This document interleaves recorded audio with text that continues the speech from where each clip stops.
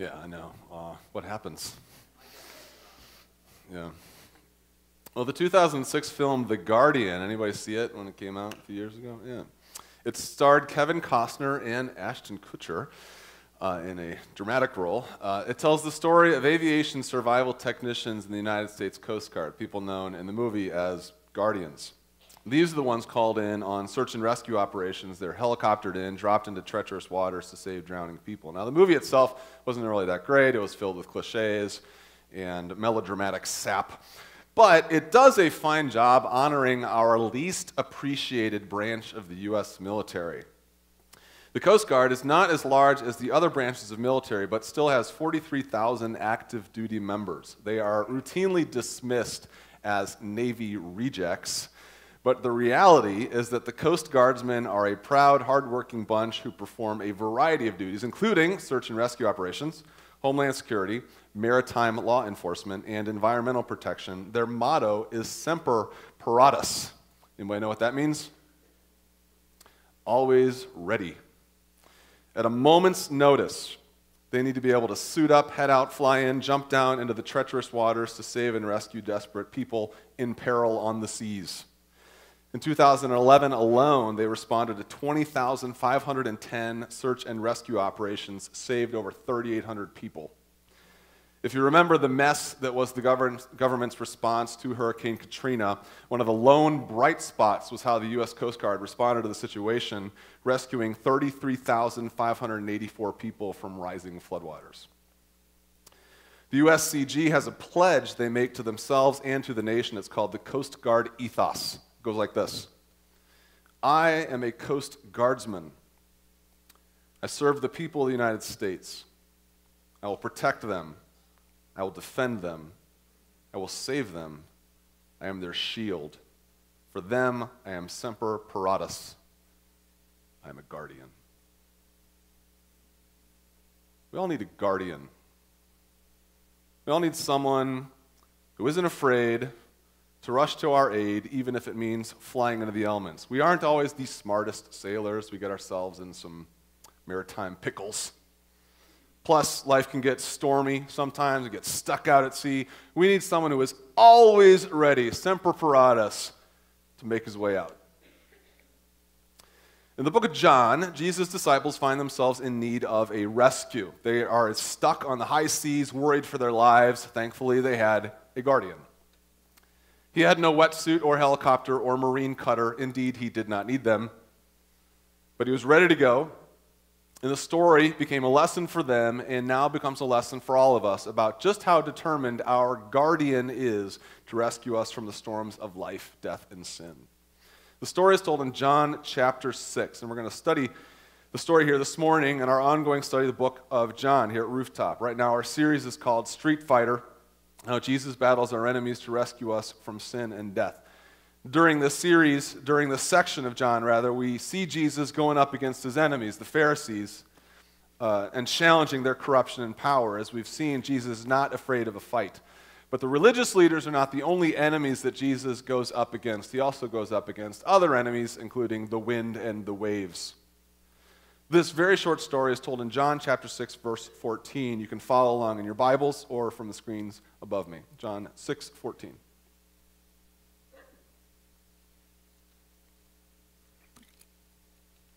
After the people saw the miraculous sign that Jesus did, they began to say, "Surely this is the prophet who is to come into the world." Jesus, knowing that they intended to come and make him king by force, withdrew again to a mountain by himself. When evening came, his disciples went down to the sea, got into a boat, and started across the sea to Capernaum. It was now dark, and Jesus had not yet come to them. The sea became rough because a strong wind was blowing. When they had rowed about 3 or 4 miles, they saw Jesus walking on the sea, coming near the boat, and they were frightened. But he said to them, "It is I. Do not be afraid." Then they were glad to take him into the boat, and immediately the boat was at the land to which they were going. That's it. Aren't you used to like huge, big chunks of text here? We get a short little story this morning. Isn't it awesome? You probably know this story. If you grew up going to Sunday school, you might have seen it illustrated on the flannel graph. Anybody else see the story illustrated on the flannel graph?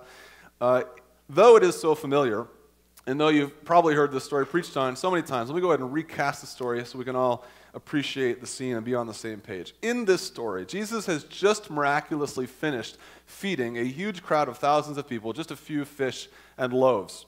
The crowd is understandably impressed by this, so much so that they want to make him king, if even by force.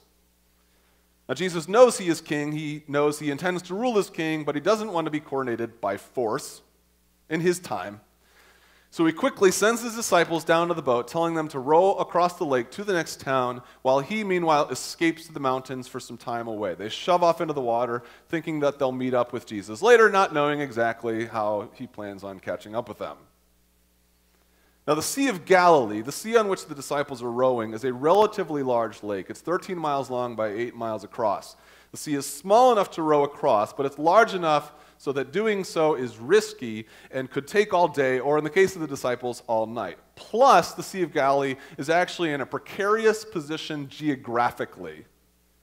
It's very far below sea level, and oftentimes the winds from the upper plains next to the sea would rush into the Valley of Galilee, creating sudden and dramatic storms. These storms would and still do flare up very quickly. So what originally probably started out as a nice, pleasant 3-hour tour turns into a life or death struggle against the dark, the wind, and the waves. To make matters worse, this was no Coast Guard cutter they were in. This was a simple wooden rowboat. Plenty of boats stronger than the disciples had met their end trying to cross the Sea of Galilee. So when John writes that a strong wind was blowing and waters grew rough, we can know the situation had become desperate. Already once in the Gospels, the disciples had faced storms on the Sea of Galilee and had worried for their lives. In another gospel, in the Gospel of Mark, they are doing the same thing, crossing the lake when a squall comes up and they worry that it's all over. Jesus is asleep in the boat. Remember this story? Jesus is asleep in the boat. And they wake him up with the question, "Teacher, don't you care that we are going to die?" He wakes up and he calms the seas. This time the situation is just as desperate, but it's also very different. How is it different? Jesus is not with them. You can understand their panic. So there they are, straining against the oars, puking into the waves. How ironic, by the way, that miraculous meal of bread and fish that Jesus had just provided for them is now being regurgitated all over each other's tunics. When suddenly, through the dark haze of sea spray and shifting waves, they see a figure like that of a man. One disciple sees him, then 2, then all 12. Look! This should have been reassuring to them. Like shipwreck victims euphoric at the arrival of the Coast Guard. However, John writes differently. They saw Jesus approaching the boat, walking on the water, and they were terrified. Presumably, they didn't know it was Jesus, and, by the way, why would they have thought that? Jesus had turned water into wine, he had multiplied loaves and fishes, but what reason would they have to think he could also walk on water? They had no frame of reference for this. We can understand why they didn't think, oh, yes, it's Jesus. Of course it is. In fact, other records of the story tell us what they were really thinking. What were they really thinking they saw? A ghost. That might seem silly, but if you think about it, it's just as likely. Through the wind and the waves and the darkness, Jesus shouts out, "It is I, don't be afraid." Relieved that their vessel is not about to be boarded by Blackbeard's ghost, John writes that, Then they were willing to take him into the boat, and immediately the boat reached the shore where they were heading. Now, like I said, you probably know this story. It's one of the most well-known stories in the New Testament. It is an iconic messianic image. To walk on water is synonymous with divine powers. The image of a man walking on water is so captivating precisely because it is so impossible. People don't walk on water. They walk on land. They sink on water. On the other hand, the very fact that people can't walk on water is why plenty of critics just cannot accept this story. There are all sorts of explanations for how this story could have happened or originated based on the assumption that people don't do this. And because I want Rooftop to be a place for believer and seeker and cynic and skeptic alike, let's address those. For example, A lot of people think that John and early Christians made up this scene. Critical scholars point out that other ancient religious figures had claimed to be able to walk on water. Orion, a son of Poseidon, Xerxes, Pythagoras are all ancient, supposedly divine figures about whom it is said they walked on water. So because early Christians wanted to portray Jesus as divine, they had him do what other divine figures had done, walk on water. So not only did early Christians make up the story, but they weren't even very original with it. Now, if he had walked on his hands on water, that would have been original. My response to this, though, is that there's a difference between the historical accounts of Jesus walking on water and other religious figures who could also supposedly walk on water as though they were divine. No one records them doing it. While Jesus did it in front of witnesses who wrote it down and could be queried about it later. Other critics, though, think we're interpreting the story incorrectly. They believe this is a misinterpretation. They point out that in some translations of the story, the phrase, Jesus was walking on the water, can also be translated, Jesus was walking by the water. It's a tricky little word. On, by, can be translated different ways. So the disciples were rowing in the lake and saw him by the water and went to go pick him up. That's a fine interpretation, except that it doesn't explain why the disciples were scared of a man walking by the water. Look! It's a man walking by the water on the land. Other theories abound, by the way. One oceanographer at Florida State University, Doran Knopf, argues in a journal article that 2,000 years ago, the climate was probably slightly different, and that the lake might have frozen in patches. So Jesus could have been floating on ice. Of course he could have. Right out to the spot where the disciples were. Jesus was ice surfing. Another scientist explains the miracle as the result of dilettancy. I do not expect you to have known that word. Dilettancy is the same chemical process that occurs when paint spreads out. It gets hard. So the same thing happens with cornstarch, actually. According to one scientist, an earthquake could have released a volcanic substance from the ground under the lake that mixed with the water to harden a path out into the middle. Or Jesus could have had a large load of cornstarch to make a path out to the boat. There are other theories, actually. Before we have too much fun at the expense of cynics, I'll admit, it is hard to accept the notion that Jesus walked on water. I can't fault them for having a hard time believing that. Miracles generally are. Even the disciples didn't accept it. They had their own explanation. What was it? It's a ghost. We try to explain these things away.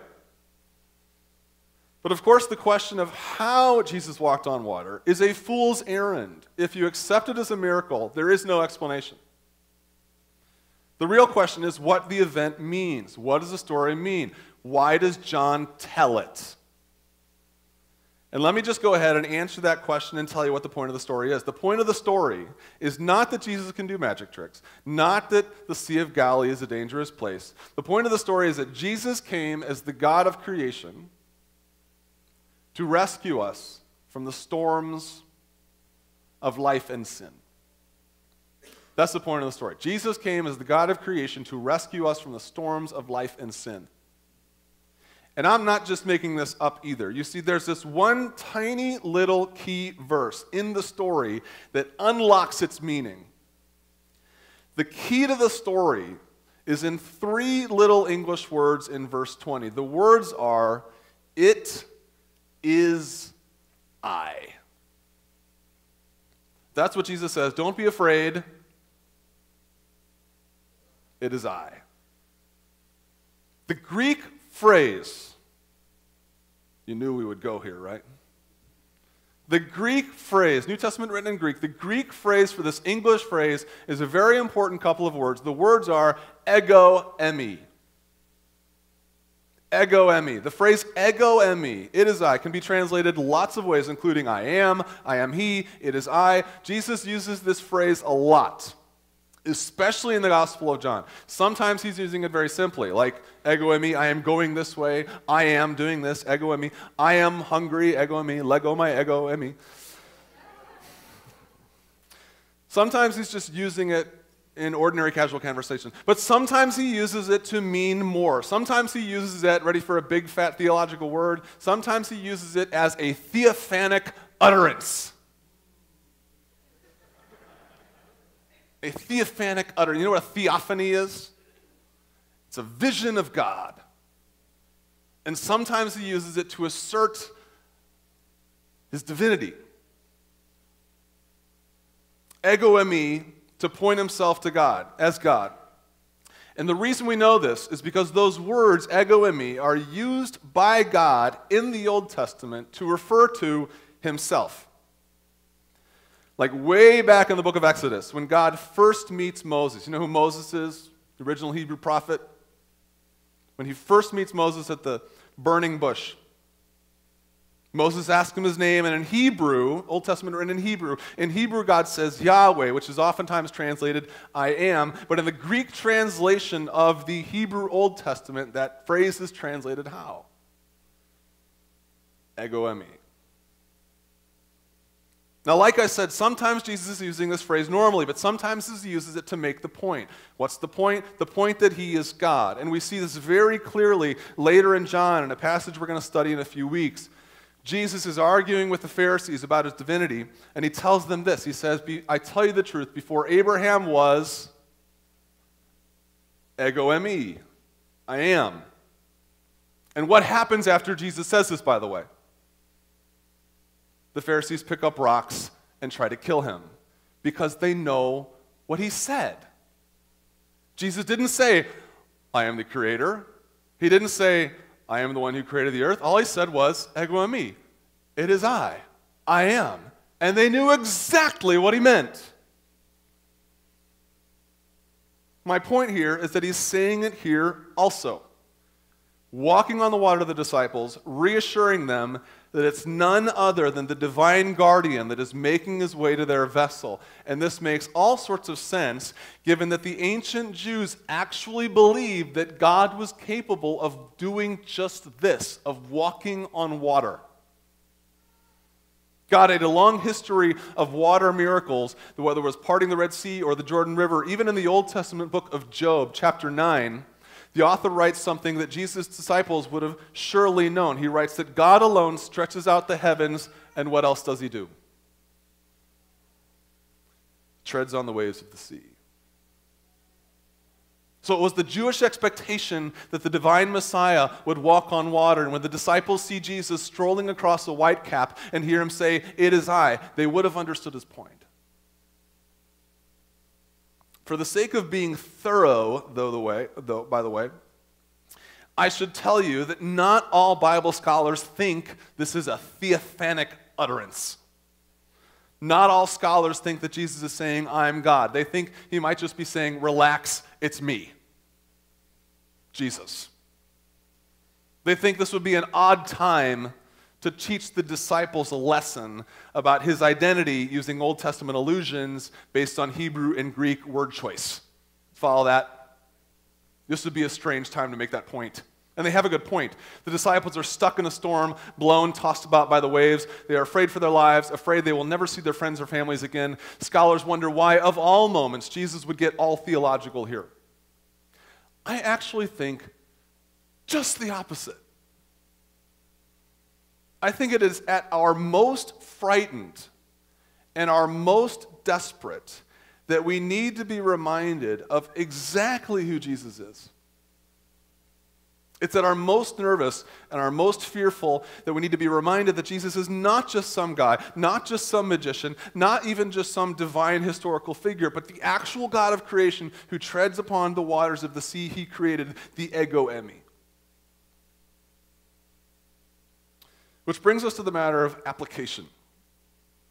If the point of the story is that Jesus came as God, not just to earth, but to sea, to rescue us, from the storms of life, death, and sin, I'm going to think of 3 application questions that I want to talk about with you this morning before we conclude. 3 questions of application that will help make a story about Jesus and the disciples into a lesson for you and I. 3 questions. For starters, what's your storm?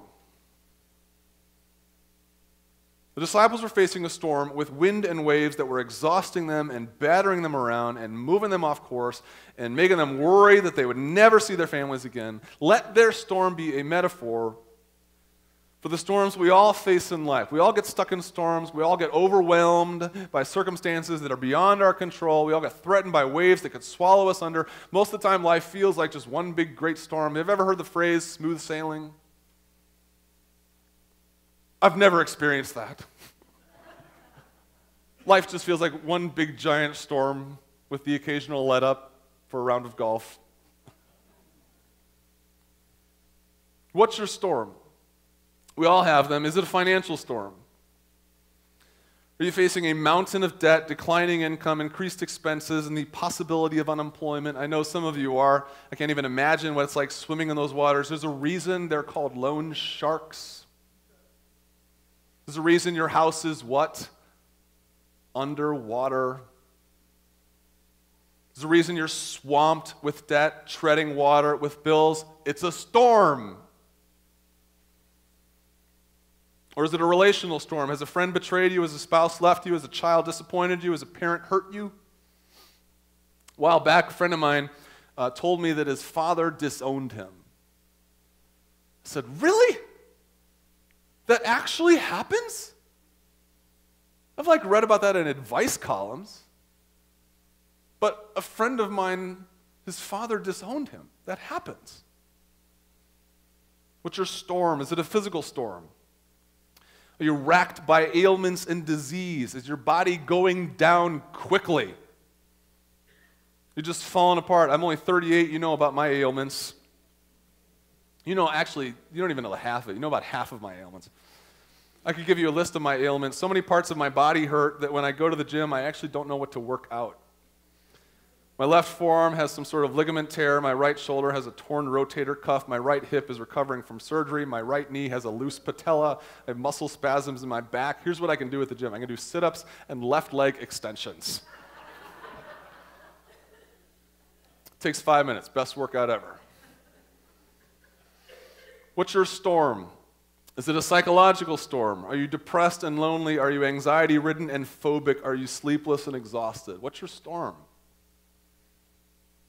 Those are all bad storms, but they pale in comparison to the real storm we're all facing. We'll call it the sin storm. That's the real storm. You know the sin storm. You're caught in sins you can't stop committing. You're overwhelmed with guilt, the certainty of God's judgment. You can't stop lusting. You can't stop doubting. You can't stop lying. You can't stop greeding. You can't stop gossiping. You can't stop overeating. You can't stop drinking. You can't stop spending. You can't stop hating. You can't stop sinning. And the guilt and the consequences are killing you. You know you're going down, if even to hell. What's your storm? Secondly, who's your rescuer? If we're all caught in storms, we all need a rescuer. Who's your rescuer? I'll be the first to confess that I think people need rescued less often than they do. A lot of people in financial distress don't necessarily need a rescuer. They need to get a job. A lot of people overwhelmed by loneliness and depression might not need a rescuer. They just might need some initiative. Of course, that's me being heartless and insensitive, as you and my children know I can be. Because the reality is that there are some storms, there are some waves that are just too big to row your way out of. Some winds are too strong. Take, for example, death. Sure, you can dig yourself out of a financial hole, but you can't dig yourself out of certain physical demise. Or take the guilt of sin and condemnation. We can't just get rid of that. We can't just get rid of sin and condemnation. Can't read a book and make our condemnation before God just go away. We need a rescuer. And I mean someone more than a counselor or a doctor or a financial advisor. Trust me. I have seen all those wonderful people.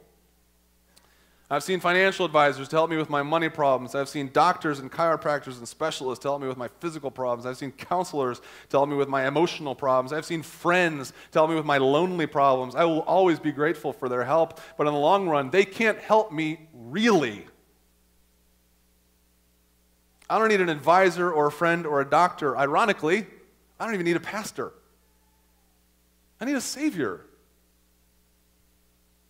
And again, this is the point of the story. It's why Jesus introduces himself the way that he does. It is I. Don't be afraid, ego eimi. It's why he's not saying relax, it's me. He's saying I am God. I am the one that you need. I am the one prophesied by the Old Testament who treads upon the waves. I am the one who starts storms and makes them stop. The disciples don't need a navigator or a weatherman or a doctor. They need a Savior. So who's your rescuer? Who are you calling out to for help? Sure, your doctor might help you feel better, but can he heal your soul? Yeah, your counselor might help you get along with your father, but can he reconcile you to your Father? Jesus is the only one that can do that. Who's your rescuer? What's your storm? Lastly, have you yet been saved? Have you been saved? It's one thing to acknowledge you're in a storm. It's easy to say, yeah, life's stormy. It's also easy to say that Jesus is your rescuer. Yeah, Jesus is my rescuer. But have you been saved? Lots of people know they're in storms. Lots of people say that Jesus is their rescuer, but they ain't been saved. In fact, perhaps my favorite part of the story of Jesus walking on the water actually comes in verse 21. Jesus has appeared on the water, walking out to the boat. The disciples are at first afraid, then he assures them who he is. As John then writes, then they were willing to take him into the boat. I love that verse. Then they were willing to take him into the boat. And I like that verse because it's a reminder that Jesus does not force his way onto our vessels. He waits for permission to come aboard.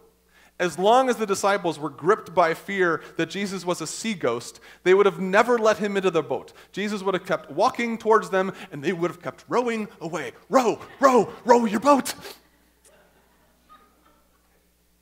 They just keep rowing, and he keeps walking. Finally, they believe him, and they let him in. That's what he writes. They let him in. Then he can take them where they were going. And I like that image of Jesus waiting, walking behind the boat, waiting for them to invite him in, because oh, how we do that. Oh, how we row away from the guardian as he's walking to us, trying to rescue us. Jesus is chasing after us to save us from death, and we paddle away, refusing to let him into the boat. Have you ever done that? Rowed away from the God who is trying to save you.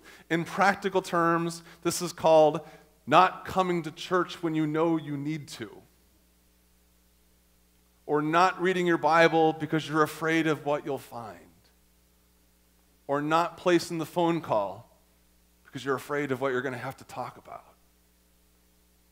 We do this all the time. We keep rowing terrified as Jesus walks behind the boat, screaming at us, "Don't be afraid, it is I." And in the back of our minds, our voice goes, "I know." Why would we do that, though?